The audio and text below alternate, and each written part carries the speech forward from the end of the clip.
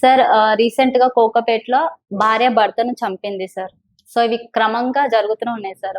భార్య భర్తను చంపడం. ఒకప్పుడు ఏంటనేసి అంటే భర్తలు భార్యను చంపేవాళ్ళు సార్. ఇప్పుడు ఆపోజిట్ అయిపోయింది.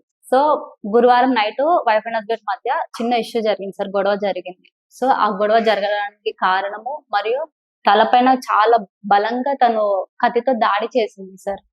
సో ఆ దాడి చేసినాక చుట్టుపక్కల వాళ్ళు ఉంటారు కదా సార్. వాళ్ళు చూసి అరుపులు విని వచ్చి ఆస్పత్రిలో ట్రీట్మెంట్ చేస్తున్నారు సార్. ట్రీట్మెంట్ చేయించే సమయంలో తను మృతి చెందారు. సో ఇలాంటి ఇన్సిడెంట్స్ జరగకుండా ఉండడానికి మనం ఎలాంటి చర్యలు తీసుకోవాలంటారు సార్?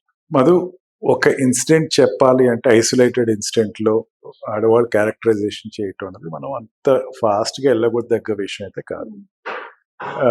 భర్తల్ని భార్యలు చంపేది ఈ మధ్యన పెరిగిందా అంటే కొంచెం పెరిగి ఉండొచ్చు, నేనేం కాదంట్లా.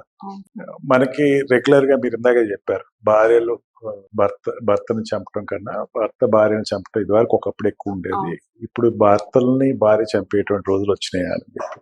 ఈ భర్తని భార్య చంపేది కూడా ఎక్కువే ఉండేవి, కాకపోతే ఆ ఇన్సిడెంట్ ని బయటికి రానిచ్చేవారు కాదు.